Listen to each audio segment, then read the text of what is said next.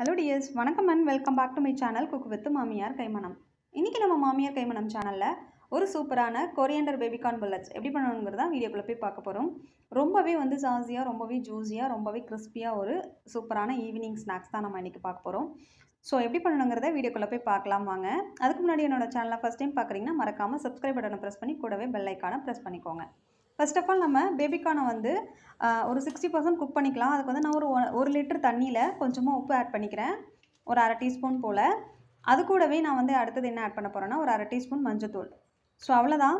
இது ரெண்டுத்தையும் நல்லா நம்ம கலந்து விட்டுட்டு இதில் நம்ம அந்த பேபிகார்ன் ஃபுல்லாக போட்டு அப்படியே ஒரு 5 மினிட்ஸ் நல்லா குக் பண்ணி எடுத்துக்கலாம். அதாவது ஒரு 60% நல்லா குக் ஆகணும். அப்போ தான் அது ஆயிலில் பொரிக்கிறதுக்கு உங்களுக்கு நல்லா ஈஸியாக இருக்கும்.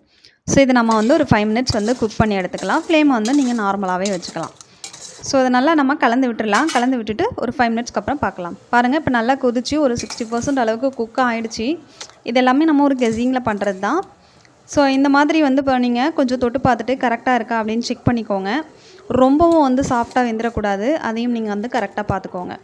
ஸோ அவ்வளோதான். இப்போ நான் ஒரு பிளேட்டில் மாற்றிட்டு காட்டுறேன் உங்களுக்கு. ஸோ நான் இப்போ ஒரு பிளேட்டில் மாற்றிட்டேன். இதை நம்ம ஃப்ரெஷ் வாட்டர், நார்மல் வாட்டரில், கோல்டு வாட்டரில் நம்ம வாஷ் பண்ணிக்கலாம்.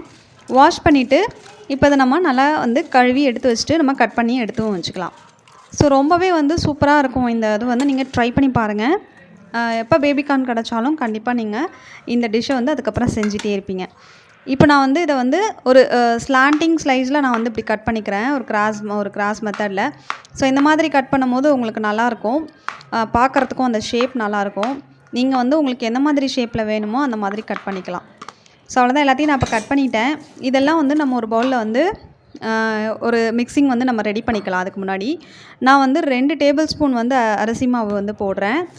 அதுக்கப்புறம் 2 டேபிள் ஸ்பூன் நான் அடுத்தது கார்ன்ஃப்ளவர் மாவு ஆட் பண்ணிக்கிறேன். ஸோ அது நல்லா அந்த கிறிஸ்ப்னஸ் கொடுக்கறதுக்காக நம்ம ஆட் பண்ணுறோம். நெக்ஸ்ட் கொஞ்சமாக கொரியாண்டர் லீவ்ஸ் நான் போட்டுக்கிறேன். அதாவது ஒரு 2 டேபிள் ஸ்பூன் அளவுக்கு நான் இப்போ போட்டிருக்கேன்.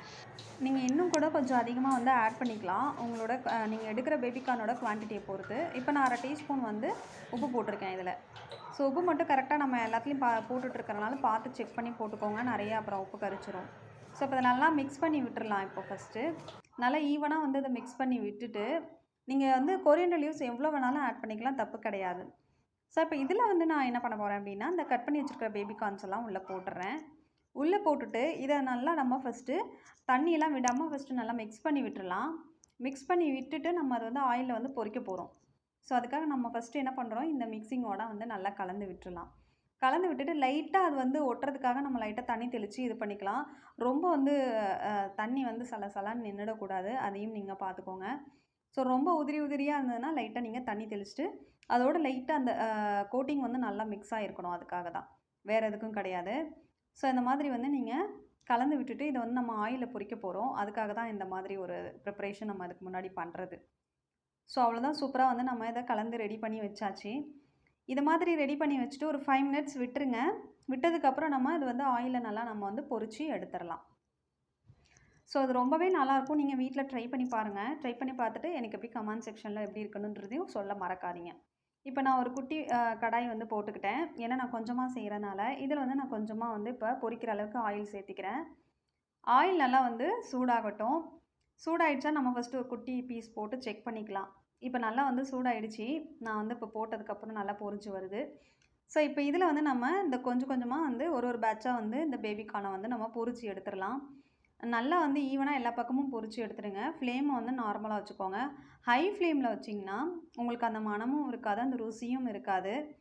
ஸோ அதனால தான் சொல்கிறேன், எப்பயுமே எந்த குக்கிங் பண்ணாலும் நீங்கள் மிதமான தீயில் வேக வச்சு எடுக்கும்போது அது ரொம்பவே ருசியாகவும் இருக்கும், மணமாகவும் இருக்கும். ஸோ அதை மட்டும் நீங்கள் எப்பயும் மறந்துடாதீங்க. நான் அடிக்கடி சொல்கிற விஷயம் எல்லா வீடியோலையும் இது தான். ஸோ இந்த மாதிரி நல்லா கிறிஸ்பாக வந்த உடனே கோல்டன் ப்ரௌனாக ஆகும். அந்த மாதிரி ஸ்டேஜில் நீங்கள் வேறு ஒரு பிளேட்டில் ட்ரான்ஸ்ஃபர் பண்ணிவிடுங்க. ஸோ சூப்பராக நம்ம ஒரு பேட்ச் ரெடி பண்ணியாச்சு. இதே மாதிரி எல்லா பேட்சையும் நம்ம போட்டு பொரித்து எடுத்து வச்சிடலாங்க ஃபஸ்ட்டு. ஸோ இது நம்ம எல்லாத்தையும் போட்டு பொரித்து எடுத்து வச்சுட்டு அடுத்த ப்ரிப்ரேஷன் என்னங்கிறதையும் நம்ம அடுத்தது பார்க்கலாம். ஸோ ரொம்ப சூப்பராக இருக்கும். நீங்கள் இது இப்படியே சாப்பிட்டாலும் ரொம்ப நல்லாயிருக்கும். குட்டீஸுங்களுக்கெல்லாம் எந்த இதுவும் தேவையில்லை, இதை இப்படியே கொடுத்துடலாம். அவங்களுக்கு காரம்லாம் இருக்காது இல்லையா, அதுக்காக. ஸோ நான் திருப்ப இன்னொரு கடாய் வந்து போட்டிருக்கேன். அது எதுக்குன்னா, நான் இப்போ அது வந்து இந்த ப்ரிப்பரேஷன் பண்ணுறதுக்காக அதில் 2 டேபிள் ஸ்பூன் வந்து ஆயில் சேர்த்துருக்கேன். ஆயில் நல்லா ஹீட் ஆனதும் கொஞ்சமாக 1 ஸ்பூன் அளவுக்கு கொத்தமல்லி வந்து பொடிச்சு வச்சுருக்கேன். அதாவது வர கொத்தமல்லியை பொடிச்சு உள்ளே போட்டிருக்கேன். அடுத்தது ஒரு 2 பல்லு பூண்டு வந்து குட்டி குட்டியாக நறுக்கி போட்டிருக்கேன். அடுத்தது நான் ஒரு பெரிய பச்சை மிளகா குட்டி குட்டியாக அந்த மாதிரி நறுக்கி வச்சுக்கிட்டேன். நீங்கள் வந்து 2 பச்சை மிளகா கூட போட்டுக்கலாம், ஒன்றும் தப்பு கிடையாது, காரம் வேணுங்கிற அளவுக்கு. இப்போ இதை நல்லா வதக்கி விட்டதுக்கப்புறம் 2 டேபிள் ஸ்பூன் வந்து நான் டொமேட்டோ சாஸ் வந்து விட்டுக்கிறேன். ஸோ அது ரொம்ப புளிப்பு சுவையாக இனிப்பு சுவையாகவும் இருக்கும், அதுக்காக. அடுத்தது 1 டேபிள் ஸ்பூன் ஃபுல்லாக வந்து நான் காஷ்மீரி சில்லி போட்டுக்கிட்டேன். ஒரு 1/4 டீஸ்பூன் வந்து உப்பு போட்டுக்கிட்டேன். உப்பு போட்டுக்கிட்டு நெக்ஸ்ட் நம்ம இதையும் வந்து நல்லா கலந்து விட்டுடலாம். உங்களுக்கு பார்க்குறதுக்கே நல்லா வந்து ஒரு காரமாக புளிப்பாக ஒரு இனிப்பாக அந்த சுவை வந்து ரொம்ப நல்லாயிருக்கும். இதில் வந்து நான் ஒரு 1/2 டீஸ்பூன் வந்து சாட் மசாலா வந்து ஆட் பண்ணுறேங்க. அது போட்டிங்கன்னா இன்னும் ரொம்ப நல்லாயிருக்கும். அதையும் போட்டுட்டு ஒரு நல்லா வந்து கலந்து விட்டுருங்க ஒரு 30 செகண்டு. இதில் வந்து நான் ஒரு 60 ml அளவு வந்து தண்ணி விட்டுருக்கேன் இப்போது. ஸோ தண்ணி வந்து நீங்கள் கொஞ்சம் ஒரு 1/2 டம்ளர் அந்த அளவுக்கு வந்து எடுத்து விட்டுக்கோங்க. விட்டுட்டு இந்த ஃப்ளேமை வந்து கொஞ்சம் நீங்கள் மீடியமோட கொஞ்சம் ஹையாக வச்சுக்கோங்க. இப்போ பாருங்கள், அந்த தண்ணியெல்லாம் சுண்டி நல்லா எண்ணெய் பிரிஞ்சு வந்துடுச்சு. இந்த ஸ்டேஜில் நம்ம அந்த பொரிச்சு வச்சுருக்கிற பேபிகார்னை உள்ளே போட்டு நல்லா வந்து நீங்கள் டாஸ் பண்ணிக்கோங்க. சூப்பராக இருக்கும். இதோட நல்லா வந்து மிக்ஸ் ஆகட்டும். மிக்ஸ் ஆகிற வரைக்கும் ஒரு 5 மினிட்ஸ் வந்து ஃப்ளேமை கம்மி பண்ணிவிட்டு மீடியமாக வச்சுக்கோங்க. இதில் நான் இப்போ கொஞ்சமாக கரம் மசாலா ஆட் பண்ணியிருக்கேன் அந்த ஃப்ளேவருக்காக. அடுத்தது நிறைய கொத்தமல்லி இலை. ஸோ கொத்தமல்லி இலை நிறையா வந்து நீங்கள் ஆட் பண்ணுங்கள், ரொம்ப சூப்பராக இருக்கும். ஃபைனலாக நம்ம வந்து லெமன் ஜூஸ் வந்து விட்டாச்சு. ஸோ லெமன் ஜூஸ் விடும்போது ரொம்பவே வந்து இன்னும் நல்லா வந்து உங்களுக்கு மணமாகவும் இருக்கும், சுவையாகவும் இருக்கும். ஸோ அவ்வளோதான். இப்போ எல்லாமே நம்ம இதுக்கு தேவையானதெல்லாம் போட்டாச்சு. இப்போ இதை நல்லா ஒரு 5 மினிட்ஸ் வந்து மீடியம் ஃப்ளேம்லேயே வச்சு வறுத்து இது பண்ணிக்கோங்க. அவ்வளோதான். பாருங்கள், நம்மளுடைய கொரியண்டர் பேபிகார்ன் புல்லட்ஸ் வந்து ரெடி ஆயிடுச்சு செம்மையாக. ஸோ பார்க்கவே வந்து அவ்வளோ வந்து கலர்ஃபுல்லாக இருக்குது. ஒரு மாதிரி வந்து லைட்டாக ஜூஸியாக இருக்குது. ஆனால் சாப்பிடும்போது கொஞ்சம் கிறிஸ்ப்னஸாகவும் இருக்கும். இப்போ நான் இதை ஒரு பிளேட்டில் ட்ரான்ஸ்ஃபர் பண்ணிடுறேன்.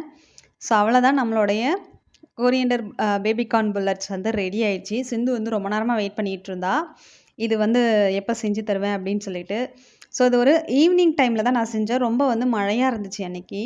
அந்த மழையில் இந்த மாதிரி சுட சுட செஞ்சு நம்ம சாப்பிடும்போது, இந்த டீயோடு சாப்பிடும்போது ரொம்பவே நல்லாயிருக்கும். ஸோ கண்டிப்பாக வந்து நீங்கள் இதில் வந்து நிறைய கிரேவி ஐட்டம் அது இதுன்னு செய்யலாம். பெப்பர் ஃப்ரை பண்ணலாம், 65 போடலாம். ஸோ அதெல்லாம் வந்து எப்பயும் நார்மலாக நம்ம செய்கிறது. பட் இந்த மாதிரி நீங்கள் ட்ரை பண்ணி பார்த்துட்டு எப்படி இருக்குன்னு எனக்கு மறக்காமல் கீழே கமெண்ட் செக்ஷனில் சொல்லுங்கள். ஸோ நான் நெக்ஸ்ட்டு வேறு ஒரு இன்ட்ரெஸ்டிங்கான வீடியோவில் உங்களை மீட் பண்ணுறேன். Until then take care. Bye by.